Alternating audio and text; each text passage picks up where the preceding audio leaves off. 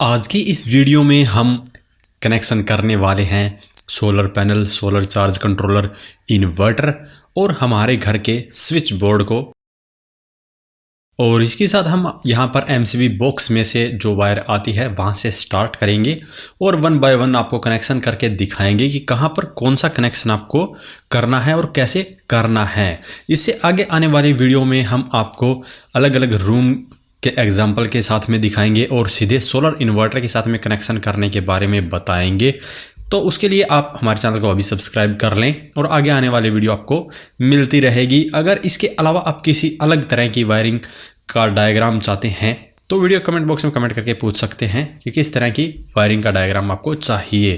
तो यहाँ पर सबसे पहले आपको आपके एमसीबी में इनपुट की जो एमसीबी होगी उस पर आपके एनर्जी मीटर से आने वाली दो वायर को लगाना है, पॉजिटिव और नेगेटिव, और उसी को फिर आपको आरसीसीबी में लगा देना है। आरसीसीबी की आउटपुट से आपको दो वायर मिलेगी जिसमें से आपको फेज की जो वायर है जो रेड कलर की है उसे सिंगल पोल की जो एमसीबी है उन सभी पे लगा देना है। ये सभी सिंगल पोल की जो एमसीबी है वो अलग अलग रूम के लिए आपको यूज़ करना है, अलग अलग जगह के लिए आप इसे यूज़ कर सकते हैं। तो यहाँ पर जो सबसे पहले हमारी सिंगल पोल की एमसीबी है इसका हमने फेज का जो वायर है उसको इन्वर्टर की इनपुट के लिए यूज़ किया है और जो कि हमने इन्वर्टर के लिए जो सॉकेट यूज़ की है वहाँ पर कनेक्ट कर दिया है। और फिर बटन का एक टर्मिनल हमने सॉकेट के टर्मिनल के साथ में जोड़ दिया है। तो यहाँ पर जैसे आपको दिखाया गया है कि राइट साइड में आपका फेज का वायर है इन्वर्टर की सॉकेट के लिए, तो आपको ऐसे ही यूज़ करना है। अगर आपका जो इन्वर्टर है उसके साथ में पहले ही 3 पिन टॉप आया है तो, क्योंकि जो 3 पिन टॉप होता है उसके अंदर राइट साइड का जो टर्मिनल होता है वो फेज का ही होता है। अगर आप 3 पिन टॉप देखेंगे और वीडियो के अंदर हम दिखा देते हैं तो वहाँ पर आप देखेंगे कि यहाँ पर जो सॉकेट के लिए यूज़ होगा वो पिन फेज का या लाइन लिखा हुआ है। तो आप इस बात को विशेष ध्यान रखें। अगर आप न्यूट्रल को कॉमन यूज़ करते हैं इन्वर्टर के साथ में तो, क्योंकि अगर आपने गलत वायरिंग यहाँ पर कर दी तो आपका इन्वर्टर ख़राब हो सकता है और आपका कोई भी अप्लायंस नहीं चलेगा। तो इस बात का विशेष ध्यान रखना है कि जो फेज की वायर है वो राइट साइड में ही रहनी चाहिए। उसके बाद में इन्वर्टर का कनेक्शन हम बैटरी के साथ में करेंगे। तो यहाँ पर हमने सिंगल बैटरी का एग्जांपल लिया है। तो एक बैटरी को हमने डायरेक्टली पॉजिटिव टर्मिनल से पॉजिटिव को कनेक्ट किया है और नेगेटिव टर्मिनल को नेगेटिव से। अगर एक से ज़्यादा बैटरियाँ हैं तो उनको हमें सीरीज़ में लगाना पड़ता है। तो सभी बैटरी को आप सीरीज़ में भी लगा सकते हैं।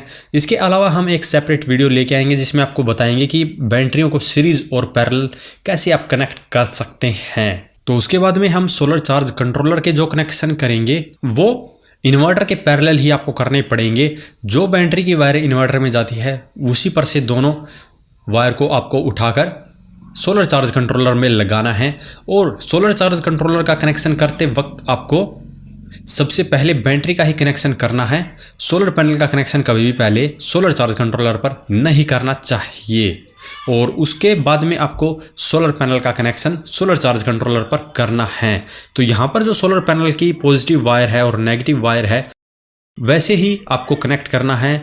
सोलर चार्ज कंट्रोलर के ऊपर आपको जो टर्मिनल ब्लॉक मिलता है वहाँ पर क्लियरली लिखा हुआ होता है कि कौन सा टर्मिनल नेगेटिव का है, कौन सा पॉजिटिव का है। तो इसका भी आपको विशेष ध्यान रखना है इसके अंदर, क्योंकि ये डीसी अप्लायंस है तो इसमें पॉजिटिव नेगेटिव का आपको ध्यान रखना ज़रूरी है।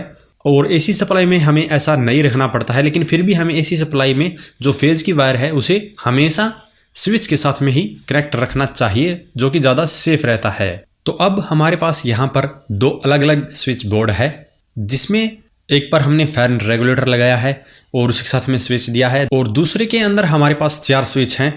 तो इनमें से जो पहले 2 स्विच हैं उसके ऊपर आप डायरेक्ट लाइन का कनेक्शन कर सकते हैं। मान लीजिए आप कुछ ऐसे अप्लायंस हैं जिनको सिर्फ मेन ग्रिड सप्लाई से ही चलाना चाहते हैं तो उसके लिए आपको जो फेज की वायर है उसको डायरेक्टली उठा के इन दोनों स्विच के ऊपर देनी होगी।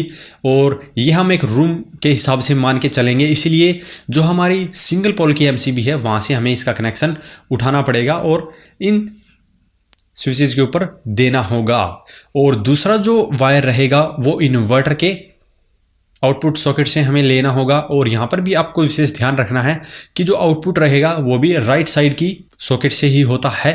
हालांकि मोस्टली इन्वर्टर है उनके अंदर राइट साइड से ही होता है। अगर आपके इन्वर्टर में लेफ्ट साइड है तो आप देख सकते हैं कि वहाँ पर क्या लिखा हुआ है। तो यहाँ पर आपको फेज़ की वायर ऐसे उठाकर जो भी अप्लायंस आपको इन्वर्टर से चलाने हैं उन्हीं के स्विच के ऊपर आपको इनका कनेक्शन करना है। और जो सॉकेट का कनेक्शन है फिर आपको स्विच के दूसरे टर्मिनल से उठाकर सॉकेट के ऊपर लगा देना है। इसी प्रकार स्विच का एक टर्मिनल आपको फैन रेगुलेटर के ऊपर भी लगा देना है ताकि आप फैन को बटन से भी ऑपरेट कर सकें। अब आपने जो फेज़ की वायर है वो सभी जगह लगा दी है। अब बारी है न्यूट्रल की वायर की। तो न्यूट्रल की वायर जो है वो डायरेक्ट लगती है। इसी प्रकार आप सॉकेट और अपने घर के जितने भी अप्लायंस हैं उनके ऊपर न्यूट्रल की वायर को डायरेक्टली लगा सकते हैं। और उसके बाद में आपको अपने अप्लायंस की जो फेज़ की वायर है वो उस स्विच या फैन रेगुलेटर के ऊपर कनेक्ट कर देनी है जिससे आप उसे ऑपरेट कराना चाहते हैं। तो यहाँ पर हमने फैन को फैन रेगुलेटर के साथ में कनेक्ट कर दिया है और लाइट्स को लाइट वाले स्विच के साथ में कर दिया है।